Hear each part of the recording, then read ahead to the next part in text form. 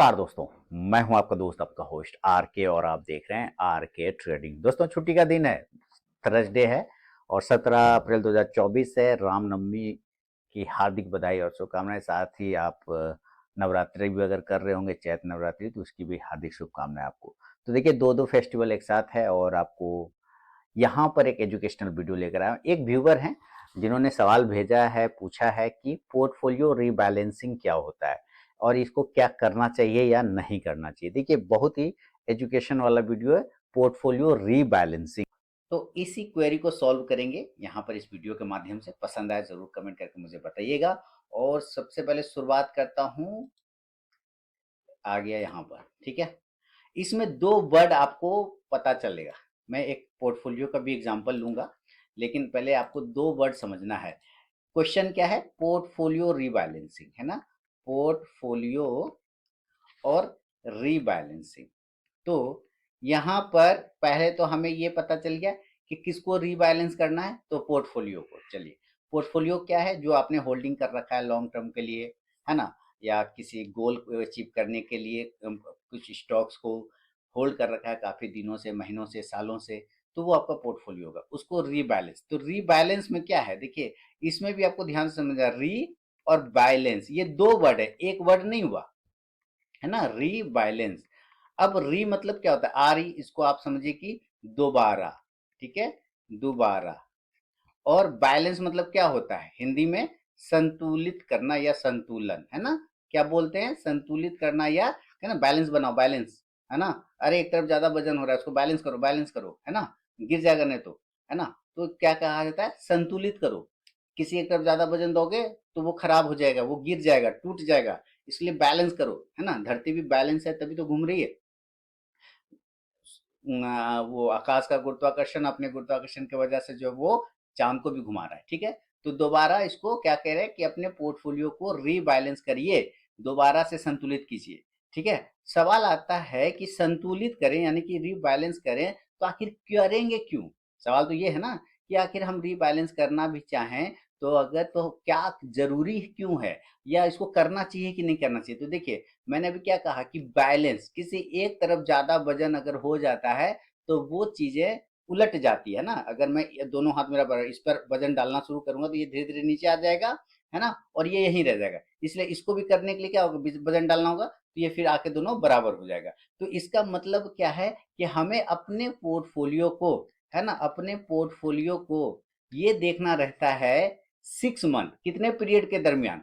आप इसको 12 मंथ का पकड़ेंगे, कब कब करना चाहिए ये समझिए। देखिए, 12 मंथ होता है, तो इसको आप 3 से डिवाइड देंगे तो आप कितना आएगा? 3 से डिवाइड देंगे तो 4, माने 3 से डिवाइड, 3 चौके 12, यानी कि 4 4 महीने पर एक बार हो जाएगा, ठीक है। यानी कि 4 से अगर डिवाइड देंगे तो 3 बार आएगा। और अगर 3 महीने में अगर आप अपने पोर्टफोलियो को चेक करना चाहते हैं तो हो जाएगा 4 बार, माने 1+1+1+1, यानी कि ये जो 4 है ना, ये 4 मंथ है।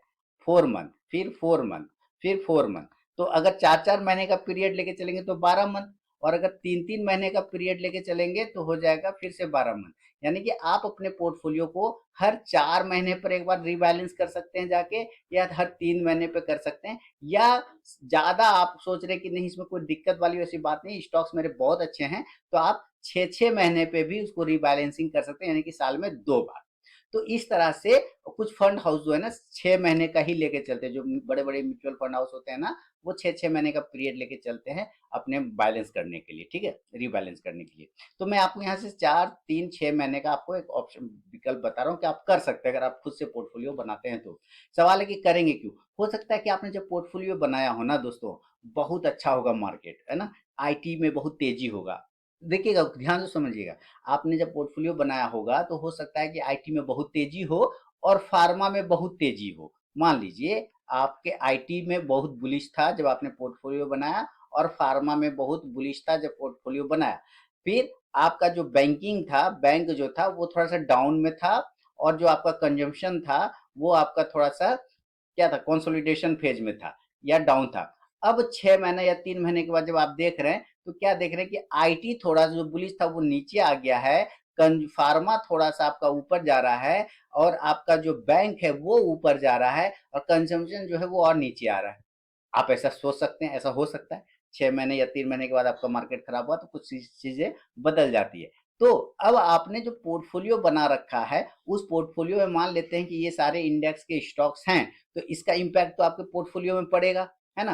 तो उससे क्या होगा कि ये वाला तो नीचे आना शुरू हो जाएगा, जो भी स्टॉक्स होगा, ये वाला वहीं पर रह जाएगा, और जो बैंक होगा ये भी डाउन, ऊपर चलना, सो डाउन था अब ऊपर चलने लगा, और कंज्यूमर जो था वो भी डाउन होने लगा। तो आपको ये देखना रहता है कि जो आपका पोर्टफोलियो है, क्या आपके मन मुताबिक परफॉर्मेंस कर पा रहा है कि नहीं कर पा रहा है। अगर नहीं कर पा रहा है तो जो इंडेक्स या जो स्टॉक्स आपने सेलेक्ट कर रखा है, उस इंडेक्स या उस स्टॉक्स में क्या आप उसको और एवरेज कर सकते हैं। मान लेते हैं आईटी अभी बुलिश था, जब आपने लिया था पोर्टफोलियो बनाया था, अभी डाउन है, तो क्या आपके पास कुछ पैसे हैं जिससे उसको आपको एड कर लेना चाहिए, क्योंकि आपको पता है आईटी आने वाले समय मूव कर सकता है। अगर आप ऐसा सोच रहे हैं तो क्या उसको आप एड कर सकते हैं। कंजम्पशन जो कि बैंक जो कि बहुत अच्छा मूवमेंट कर रहा है ऊपर की तरफ, क्या इसमें और ब्रेकआउट हो रहा है, तो क्या और इसमें पैसे लगाने चाहिए या अभी वेट कर लेना चाहिए, या इसमें से कुछ प्रॉफिट बुक करके क्या मैं फार्मा में कुछ क्वांटिटी को ऐड कर सकता हूं, ताकि ये बैलेंस बना रहे, है ना, हमारा स्टॉक्स में बैलेंस बना रहे।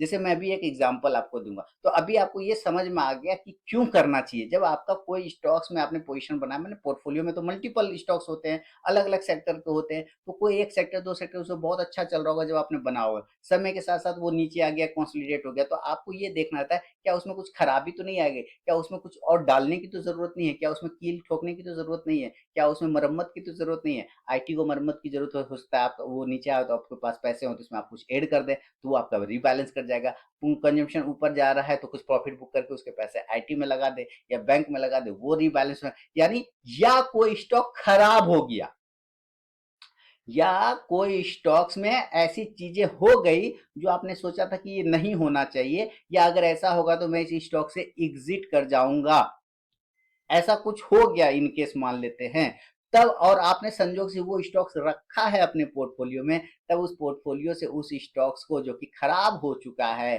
फंडामेंटली खराब हो चुका है, आप उसको क्या करेंगे, एग्जिट करेंगे। तो जब एग्जिट करेंगे तो इसका पैसा किसी में तो डालेंगे, तो ये एग्जिट करके उसका पैसा किसी और में डालना, ये भी रिबैलेंसिंग में आता है, यानी कि नए स्टॉक्स में ऐड कर लेना, या नया पुराने ही स्टॉक्स में पैसा लगा देना उस खराब स्टॉक को बेच के, या नया स्टॉक उसके बदला ले लेना। इन सारी प्रक्रियाओं को कहा जाता है रीबैलेंसिंग, और इसलिए जरूरी होता है ताकि आपका पोर्टफोलियो एक अच्छा परफॉर्मेंस करता रहे हर गिरावट में, उतार चढ़ाव में।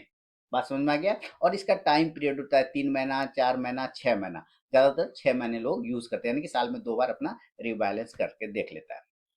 अब मैंने आपको जैसे कहा कि मैं एक एग्जांपल दूंगा आप लोगों को, तो एग्जांपल क्या है, आपको दिवाली पोर्टफोलियो याद है, दिवाली 2023 से 24 के लिए मैंने एक पोर्टफोलियो बनाया था 18,000 के लमसम वाला, याद होगा, उसका वीडियो भी यूट्यूब पे पड़ा हुआ है, और उसको मैंने कहा था कि हम लोग 1 साल के बाद यानी कि दिवाली 2024 में उसका रिव्यू करेंगे कि वो कितना परसेंट का प्रॉफिट दे रहा है या लॉस दे रहा है ना। तो उसी का भी एक एग्जाम्पल ले लेते हैं यहाँ पर।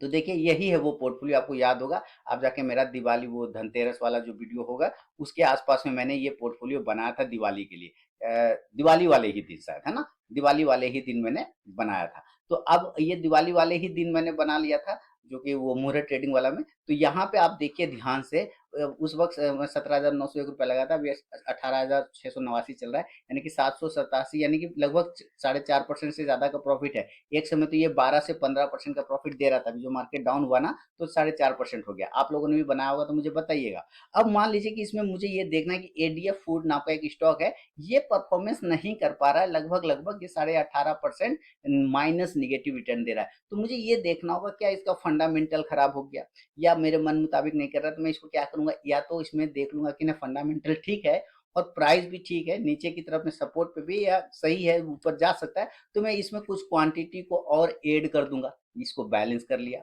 या मुझे लगेगा कि नहीं, ये जो अपोलो माइक्रो वाला है स्टॉक्स, इसमें या फिर मुझे जेएसडब्ल्यू इंफ्रा में अच्छा प्रॉफिट भी आ रहा है, तो क्या मुझे इसके कुछ क्वांटिटी को बेच के यहाँ इसमें कुछ ऐड कर लेना चाहिए, ये भी कर सकता है। या इस स्टॉक को निकाल देना चाहिए, मान लेते हैं कि ये परफॉर्मेंस नहीं कर पा रहा, 12% का निगेटिव रिटर्न दे रहा है अपोलो, तो क्या मैं इसको बेच के दूसरा में इसी स्टॉक्स में किसी नया स्टॉक को ऐड कर लूं। तो ये सारे पोर्टफोलियो को रीबैलेंसिंग प्रक्रिया के तहत आता है। और इसमें मैंने मात्र 18,000 के बनाया था, आप लोगों को दिखाया था कि भाई देखिएगा 1 साल बाद क्या रिटर्न हम लोग पाएंगे।